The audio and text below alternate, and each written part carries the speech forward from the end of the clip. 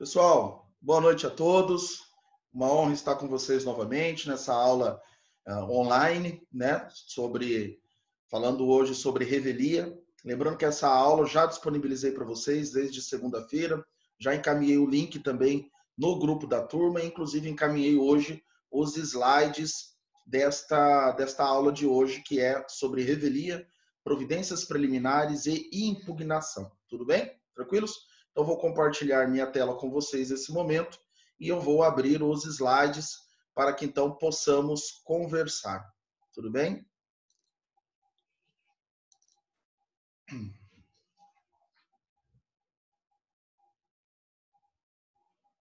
Muito bem. Pessoal, me respondam uma coisa. Vocês estão visualizando os slides? Sim? Jéssica? Sim. Ok. Ótimo. Obrigado. Ok, Laís assim, Melissa assim, beleza. Então tá ótimo. Então, pessoal, nós vamos falar sobre revelia, providências preliminares e impugnação, tá? O que é uma revelia? Bom, a revelia, pessoal, nós já conversamos em aulas anteriores, né? E a revelia nada mais é que a ausência de contestação. O réu regularmente citado, lembrando que a revelia somente poderá produzir efeitos se o réu foi devidamente citado no processo. Se ele não for devidamente citado, não há que se falar em revelia. Por quê? Porque nós temos uma nulidade. E a nulidade da citação é uma nulidade absoluta. Toda vez que ela ocorra em qualquer grau de jurisdição, mesmo em trânsito julgado, se ocorrer a violação, né, da citação, ou seja, caso ela não ocorra corretamente, há que se falar em nulidade de todos os atos realizados, inclusive da própria sentença transitada de julgado. Tá? Mas tirando essa situação da ausência de citação, né, toda vez que o réu for devidamente citado, ele tem o dever de apresentar a contestação lá nos termos que nós já estudamos nas aulas anteriores. Artigo 335, 231, 239, que nós já falamos. Porém, caso ele não o faça, vai ser considerado revel, ok? Tranquilos? E aí eu coloquei aqui um conceito da doutora Tereza Arruda Alvim, falando sobre contestação. Lembrando que, mesmo que a parte queira apresentar a contestação sem a presença de um advogado, não terá validade. Por que não terá validade? Porque, como nós já estudamos em sala de aula também, lá no quarto semestre, pressuposto processual de eficácia, nós temos 4, né? Existência de jurisdição, existência de demanda, capacidade postulatória e citação. Então, para que alguém manifeste dentro de um processo, é necessário que essa pessoa seja advogado. Ok? É necessário que essa pessoa seja advogado. Se essa pessoa não for advogado, não há que se falar em recebimento da peça de defesa. Não será autorizado, não será permitido. Isso vai perguntar, professor, mas por quê? Porque para que exista o processo, para que exista a demanda, é necessária a figura do advogado. Exceto nas situações que também já estudamos, que são as exceções denominadas jus postulante, né? Juizado especial civil estadual, juizado especial federal, ação de alimentos, habeas corpus e justiça do trabalho até o TRT, tá bom? A revelia, pessoal, em via de regra, produz 3 efeitos. Primeiro efeito, todos os fatos alegados pelo autor serão reputados, serão considerados verdadeiros. Haverá desnecessidade de realizar a intimação do réu dos demais atos e poderá o juiz, conforme for o caso, se preencher os requisitos do artigo 355, determinar o julgamento antecipado do mérito. Tranquilos? Eu vou explicar cada um deles para vocês agora. Primeiro, revelia. Os fatos alegados pelo autor serão reputados verdadeiros. Pessoal, é o seguinte, como eu disse a vocês anteriormente, caso o réu não apresente a contestação, o juiz vai aplicar a ele os efeitos da veracidade, da presunção de veracidade de todos os fatos. E veja que eu falei fatos e não fundamentos. Por quê? Porque vão ocorrer determinadas situações que mesmo, muito embora o juiz considere que o fato seja verdadeiro, ele pode entender que o pedido não tem sustentação, não preencheu os requisitos estabelecidos pela lei.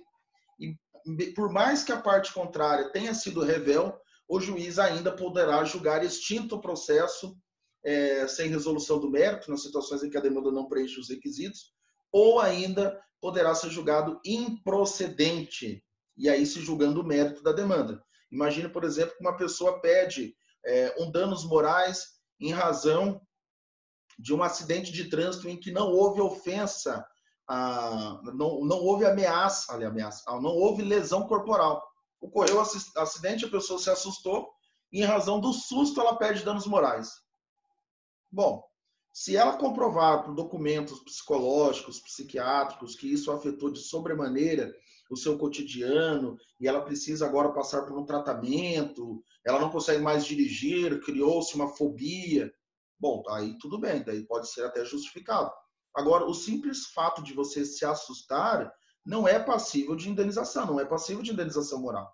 Tranquilos? Então, nessa situação, por mais que a parte contrária tenha sido revel, ou não tenha apresentado a contestação dentro do prazo correto, o juiz ainda assim julgará improcedente a demanda. Aí você vai perguntar, professor, mas por que isso? Porque aplica-se um princípio denominado princípio do iura novict curia, ou seja, o juiz é quem conhece dos direitos. Tudo bem? Então, por mais que o juiz vai considerar que o acidente ocorreu, que realmente teve um dano material, mas o dano moral ele não vai conceder. Ah, professor, mas não é justo, a parte contrária nem impugnou, pouco importa. Nessa situação, o que leva-se em consideração é o direito. Esse pedido tem sustentação legal? Esse pedido, o direito realmente lhe resguarda, lhe protege? Não, não é o caso. Então, não há que se falar em condenação nesse pedido. Importante ressaltar, eu coloquei lá a observação, presunção relativa e não presunção absoluta. Essa presunção, esses efeitos da revelia, de presunção de veracidade, é uma presunção relativa, ou seja, comporta a prova em contrário e existem algumas exceções que estão ali no artigo 345. Diferentemente, por exemplo, da nulidade de citação. A nulidade de citação, pessoal, é uma presunção absoluta. É uma presunção absoluta, ou seja, se ocorreu ela, acabou, é tudo nulo. Agora, nessa situação aqui do réu não ter apresentado a contestação dentro do prazo correto, mas ele assume o processo no estado em que se encontra, nós vamos falar daqui a pouco, artigo 346, parágrafo único, ele poderá ainda produzir algumas provas que poderão afastar essa presunção de veracidade, ou ainda ocorrer alguma das situações do artigo 345, que nós vamos falar agora. Aliás, vamos falar daqui a pouco. Agora nós vamos falar sobre o segundo efeito da revelia. Desnecessidade de intimação do réu revel. Então, o artigo 346 caput, olha o que ele nos fala. Os prazos contra o réu revel, que não tenha patrono nos autos, fluirão da data da publicação do ato decisório no órgão judicial.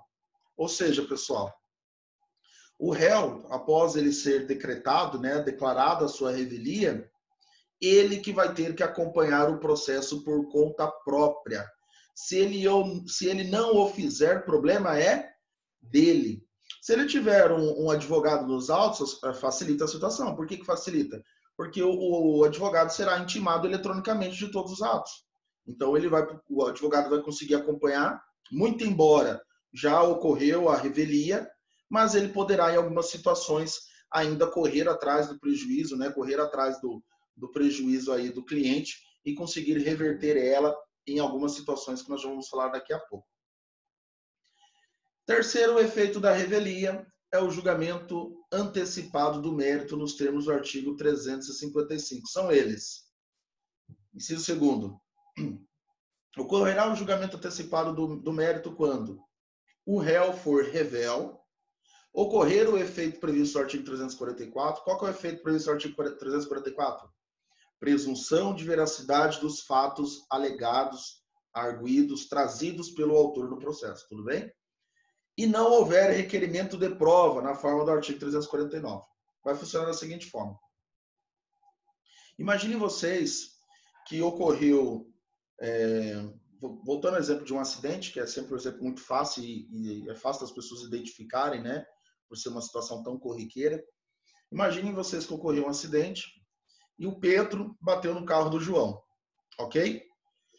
O Pedro, obviamente, insatisfeito, né, com os danos causados, decide ingressar com uma ação judicial contra o João, pedindo ali indenização por danos materiais decorrentes do acidente. E aí ele traz lá a nota fiscal, ele traz lá o boletim de ocorrência, ele traz lá orçamentos, traz lá fotografias do acidente, fotografias dos danos causados no veículo. É um processo que está muito bem instruído. Tudo bem? Ele possui inúmeras provas, denominadas provas pré-constituídas, que já traz uma certeza, né? Uma prévia, né? De uma possível certeza de que o autor realmente está falando a verdade. Tranquilos? Acontece, pessoal, que o réu é devidamente citado para comparecer na audiência, porém ele não comparece. O simples fato de ele não comparecer à audiência não significa que ele é revel. Vai aplicar a ele o quê? A multa por ato atentatório à dignidade da justiça. Por quê? Porque ele faltou na audiência injustificadamente. Lembrando que ele foi devidamente citado, tudo bem? Após ele não comparecer à audiência, já aplicando-se a multa, o juiz, aliás, vai iniciar o prazo de 15 dias para que ele apresente a contestação. Se ele apresentar a contestação dentro do prazo de 15 dias, será afastada a revelia dele. Tudo bem, pessoal? Aliás, não vai nem se operar a revelia, né? Sendo mais correto. Não vai se operar a revelia. Por quê? Porque ele apresentou a contestação dentro dos 15 dias. Somente vai se aplicar a revelia se ele não apresentar a contestação. Tranquilos? Beleza? E aí, o artigo 355, inciso 2, ele nos fala que se o réu for revel e não houver requerimento de prova pelo autor, então no caso do acidente do Pedro João, o Pedro já trouxe todas as provas necessárias. Ele já trouxe o boletim de ocorrência, que comprova que o acidente ocorreu, ele, inclusive assinado pelos policiais, com um croquis do acidente.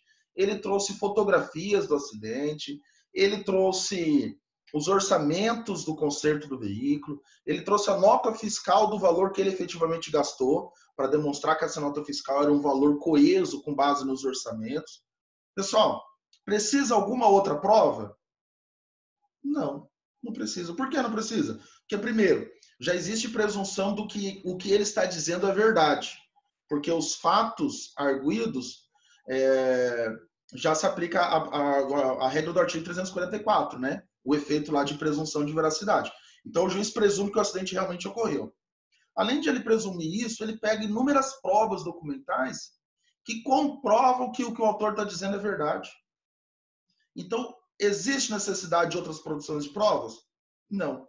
Como não há necessidade de outras produções de prova, de outra produção de prova, o juiz, então, já irá determinar que o processo vá concluso para sentença. Ok? Então, estamos falando do julgamento antecipado do mérito. Tranquilos? Presunção juris tanto, presunção relativa. O artigo 345 nos fala que a revelia não produz o efeito mencionado no artigo 344, ou seja, os efeitos do artigo 344, né, a presunção de veracidade dos fatos arguidos pelo autor, não produzirão efeitos quando, inciso 1º, havendo pluralidade de réus, algum deles contestar a ação. Pessoal, em via de regra, este inciso é aplicável a todos os casos de litisconsórcio unitário, que nós já estudamos no semestre passado. Porém, em algumas situações de litisconsórcio simples, quando se verifica que o réu, né, lembrando que litisconsórcio é pluralidade de réus, né? Imaginando-se que um réu contestou, mas a defesa do réu aproveita o outro réu, porque ele está discutindo a natureza, o mérito da questão, ele está impugnando a contestação na íntegra. Por este motivo, por mais que esse segundo réu tenha sido revel, o juiz vai entender que a defesa apresentada por aquele primeiro poderá ser aproveitada a este segundo. E por esse motivo, ele vai afastar a veracidade, né, a presunção de veracidade do autor. Tranquilos? O inciso 2º fala o litígio versar sobre direitos indisponíveis. Pessoal, direitos indisponíveis são aqueles direitos que não se há a possibilidade de negociação, tudo bem? Sem que o juiz analise e decida o caso em concreto. Ah, professor, como assim? Imaginando-se que estamos discutindo a guarda de um menor em uma possível ação de transferência de guarda, modificação de guarda ou uma ação de adoção. O juiz não pode simplesmente, não, vai lá, autorizo. Agora autoriza a guarda para os avós. O juiz dá umas partes, não, vou entregar. Não é assim. Tem que ocorrer uma análise judicial. O juiz precisa certificar se aquela pessoa que vai ficar com a guarda, que vai ficar com essa criança, tem condições financeiras, condições psicológicas, condições de habitação para cuidar e assumir, então, a responsabilidade e o encargo por essa criança. O outro exemplo que nós colocamos aí, quando a ação versar sobre disponibilidade de interesse público, versar sobre interesse público, obrigatoriamente, também, por mais que o Estado tenha sido revel, o juiz não vai presumir que todos os fatos que o autor disse são verdadeiros. O que vai acontecer? Lá pelo artigo 373, inciso 1º do CPC, o juiz vai aplicar essa regra, que estabelece que incumbe ao autor o ônus de comprovar os direitos constitutivos, os fatos constitutivos do seu direito. Desculpa. Ele está lá, artigo 373, quem tiver com o Vademeco aberto aí, vai estar lá escrito no inciso 1º que incumbe, aí vai estar lá, ao autor a comprovação dos fatos constitutivos do seu direito. Então, se ele está falando que ocorreu um acidente, ele tem que provar que o acidente ocorreu. Ah, professor, como é que eu provo? Boletim de ocorrência. Como é que eu provo mais, professor? Boletim de acidente. Tem outros meios, testemunhas, vídeos, fotografias, entendeu? Mas você vai ter que comprovar isso. O simples fato de você ter alegado, o juiz não vai aceitar sem uma comprovação. O inciso 3º do artigo 345 fala: a petição inicial não estiver acompanhada de instrumento que a lei considere indispensável à prova do ato. Ou seja, o exemplo que eu coloquei, ação de inventário. Se a parte entrar com uma ação de inventário, mas não anexar o documento indispensável, o documento imprescindível, que é a certidão de óbito, o juiz não vai conhecer do processo, por razões óbvias. Como que ele vai dar entrada a um processo de inventário que presume-se que alguém morreu sem a prova material dessa morte? Pessoal, eu só vou fechar aqui para eu tirar esse áudio aqui, que alguém está mandando o WhatsApp ali, não para, né? E tá um porre. Deixa eu baixar esse. Desculpa, tá, pessoal? Nossa, já foi uns 10 barulhos ali, eu já fiquei agoniado já. Beleza, vou voltar aqui rapidinho. Fechar.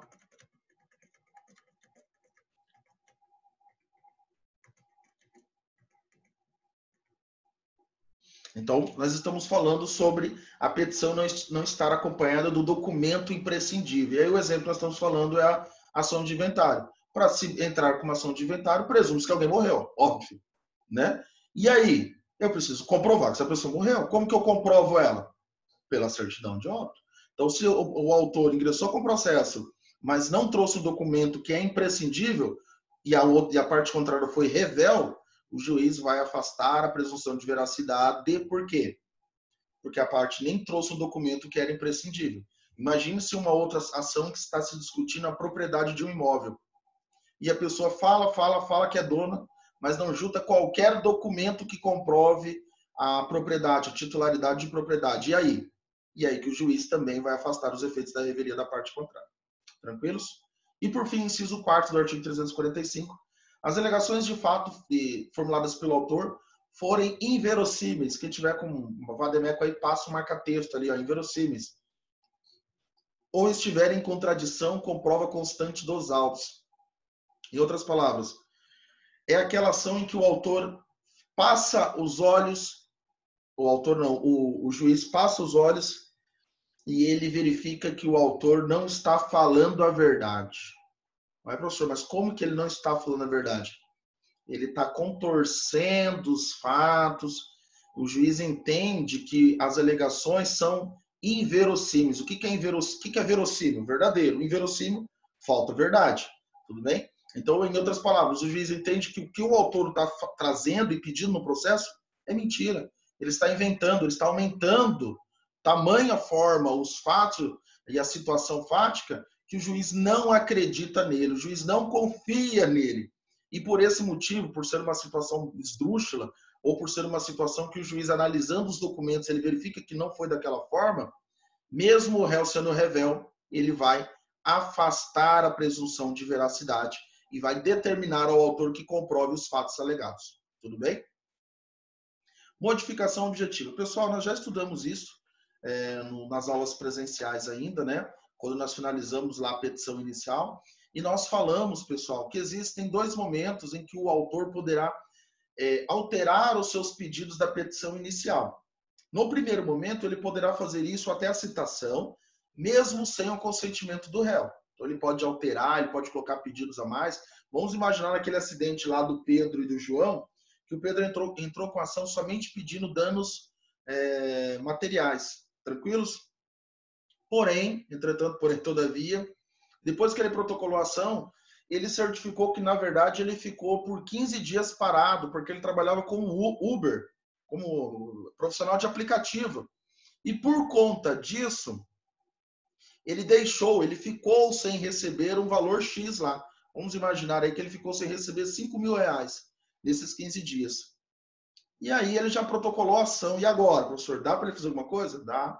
Ele pode fazer o que chamamos de aditamento da petição inicial. Ele pode alterar, acrescentar pedidos na sua petição inicial ou retirar algum deles. Mas nessa situação ele vai acrescentar pedidos. Ele já tem lá um pedido de dano material com relação aos danos causados no seu veículo e ele decide então acrescentar um pedido denominado perdas e danos. E dentro das perdas e danos ele menciona o lucro cessante. Ele fala, excelência, além dos prejuízos do dano emergente, né, causado no meu veículo, o réu ainda me trouxe um prejuízo porque deixei de oferir um valor X conforme documentos aqui, ó. Tá aqui a prova, tá aqui a prova, tá aqui a prova, tá aqui a minha média salarial e eu quero que ele seja o quê?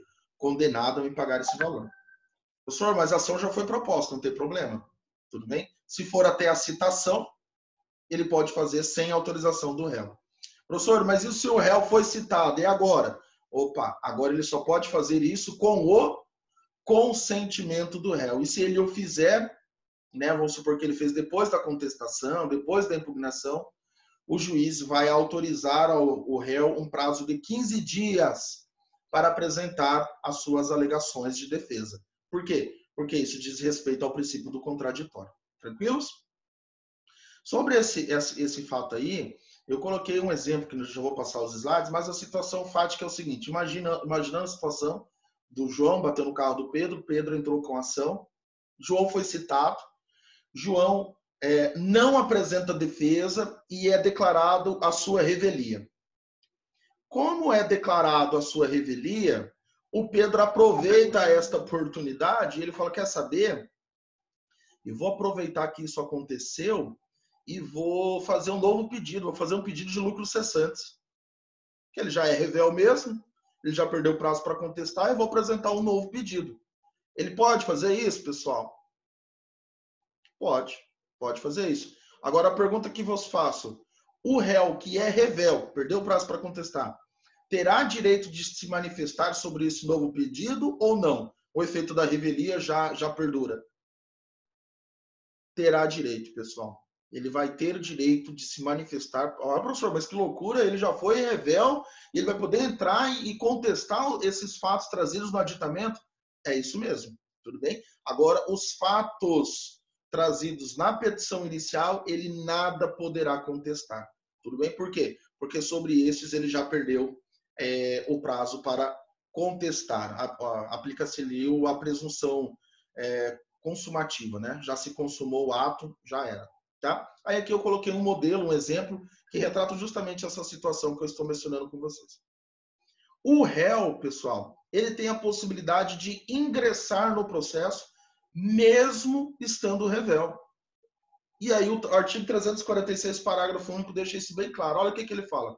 O réu, revel, poderá intervir no processo em qualquer fase. Então, está lá no tribunal, está lá no STJ, está lá no STF. Pode, é direito dele. Recebendo o processo no estado em que se encontra. Ou seja, ele vai receber o processo conforme o processo está.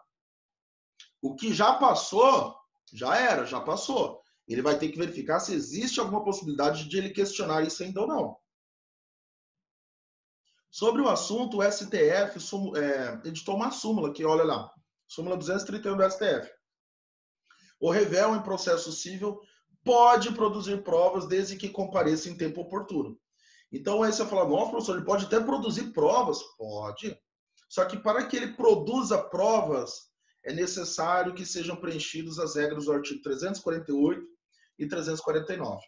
348.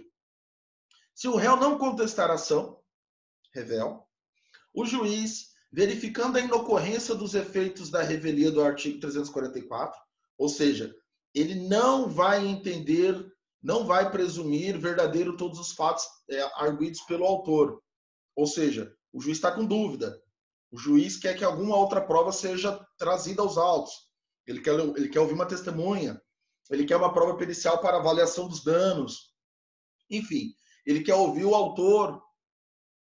Tranquilos? Então, ocorrendo uma dessas situações, ou seja, que o processo já não está apto para ser julgado, porque vai ter uma audiência de instrução, o que o juiz vai fazer? Olha lá. Ordenará que o autor especifique as provas que pretenda produzir, se ainda não estiver indicado. E aí vem o artigo 349, também conhecido como salvador da pátria, para o réu revel, tá? Então, quem tiver com o Vademécum, aí passa um marca-texto, artigo 349, que ele é muito importante. Ele fala assim, ó, ao réu revel será lícita a produção de provas contrapostas às alegações do autor, desde que se faça representar nos autos, desde que se faça representar nos autos, a tempo de praticar os atos processuais indispensáveis a essa produção. Então, olha só o que nós estamos falando. Nós estamos falando que nesta situação específica, o réu poderá pedir para o juiz que sejam ouvidas as suas testemunhas. Ele pode pedir uma prova pericial, ele pode pedir o depoimento pessoal do autor, ele pode pedir até mesmo, por exemplo, uma inspeção judicial para que o juiz vá até o local onde tudo aconteceu e olhe com seus olhos o fato verdadeiro. Imaginando, por exemplo, em que o autor ingressou com uma ação de reintegração de posse, o réu foi revel, mas o réu sabe que, na verdade, o autor está mentindo. E ele fala, excelência, eu não posso mais contestar o fato, porque eu já sou revel, ok? Entretanto, se o senhor for lá no local da fazenda, o senhor vai ver que tudo que ele está dizendo é mentira. Eu quero que o senhor vá lá, faça uma inspeção judicial. Opa, mudou a situação. Se ele for lá e realmente comprovar isso, a ação do autor poderá ser julgada improcedente. Tranquilos? Então, a grande sacada aqui é o quanto antes o réu acessar o processo, maiores são as chances de ele diminuir o risco da demanda. Tá? Até nos slides ali, nas aulas gravadas anteriores, eu dei exemplo de uma situação que ocorreu no escritório semana passada, não, foi antes do Covid, aí, foi em março, ali, início de março, uma coisa assim. Em que um cliente, vou denominá-lo de Sr. João, e o Sr. João veio no escritório e ele trouxe alguns documentos e eu vi que ele já tinha sido citado em um processo, que a usina entrou contra ele. Tudo bem? O que a usina queria? A usina queria depositar em juízo um valor correspondente à indenização e pedir, então, o título, né, a documentação daquela área que foi afetada com o aumento das águas lá em razão da instalação da usina. Tudo bem? Do rio. Só que o Sr. João não concordou com o valor e brigou com o pessoal da usina, porém o Sr. João foi citado e nada manifestou. E a citação dele já tinha ocorrido há um bom tempo. Quando eu peguei o processo para analisar, eu olhei e falei, Sr. João, o senhor já foi revel. O senhor já foi revel, tal, olhei e tal. Só que ele, por sorte do destino, o santo do Sr. João é muito forte, eu verifiquei que o juiz determinou a realização de uma prova pericial para realmente verificar o valor da área. E aí o Sr. João teve uma baita sorte. Porque aí quando o juiz determinou a prova pericial, ele pediu para que as partes, né, uma intimação eletrônica, aliás, as partes, no caso, o autor, para que o autor informe, especifique as provas que pretenda produzir sobre a perícia, indicando, aliás, apresentando os quesitos, ou seja, as dúvidas que o perito deve responder, e informando se quer ou não o acompanhamento por algum assistente técnico. E pela regra do artigo 349, nós acessamos justamente nesse período. Então, se pode para o autor, também pode para o réu, mesmo sendo o revel. E aí, nessa situação, eu apresentei lá vários quesitos que, se o perito responder, vai nos ajudar de sobremaneira, vai ajudar muito o processo. E ainda também arrolei lá um engenheiro florestal que vai acompanhar como perito técnico, como assistente técnico, ou seja, ele vai ajudar o perito a resolver, a entender tudo o que aconteceu lá, bem como a estabelecer os valores verdadeiros sobre a área. Tudo bem? Então, a grande sacada aqui é, quanto antes o réu entrar no processo, melhor é. No final aqui, pessoal, eu coloquei provas causais e provas pré-constituídas. Isso nós vamos estudar nas aulas mais adiante, que eu vou falar somente sobre provas, mas a ideia é muito simples. Provas causais são todas aquelas que são produzidas no curso do processo. Exemplo, depoimento pessoal das partes, oitiva de testemunhas, prova pericial, inspeção judicial, tudo isso são provas causais, são aquelas que são constituídas, realizadas no curso do processo. Já as provas pré-constituídas, né, o próprio nome já revela a situação, aquelas provas que elas já vêm prontas, elas somente são anexadas no processo. São provas documentais, né? Cópia de um contrato, cópia de uma certidão, cópia de uma escritura pública, uma matrícula de um imóvel, tudo isso são provas pré-constituídas. Providências preliminares. O fim do prazo para contestar, ou seja, o réu apresentou contestação ou não, o juiz tomará, conforme o caso, as seguintes providências. Então, o processo decorreu o prazo para o réu contestar. Se ele contestou ou não, o juiz tem que manifestar. Ele tem que trazer uma providência. Lembrando que essas providências preliminares são também denominadas de impulso oficial. Princípio do impulso oficial, ou seja, o processo tem que caminhar, o processo tem que andar. Tranquilos? E aí você vai falar, professor, mas que providência é essa? São duas. Primeira providência. Se o juiz verificar que houve a revelia do réu, mas não há necessidade de produção de outras provas, exemplo lá do acidente do João e do Pedro, ocorreu o acidente, o Pedro trouxe todos os documentos já no processo. Todas as provas pré-constituídas estão lá, muito bem elaboradas, muito bem trazidas, demonstrando uma clareza ímpar sobre o assunto. O juiz precisa de audiência para instrução? Não. Então, o que ele vai fazer? Determina os autos conclusos para a sentença. Já vai para a sentença, já vai entrar na fila para sentenciar. Tranquilos? Agora não. Ocorreu lá o acidente, mas o autor não trouxe boletim de ocorrência, trouxe um orçamento só, não trouxe 3, não trouxe nota fiscal nenhuma, não me informou nenhuma testemunha. Opa, o juiz está com o quê?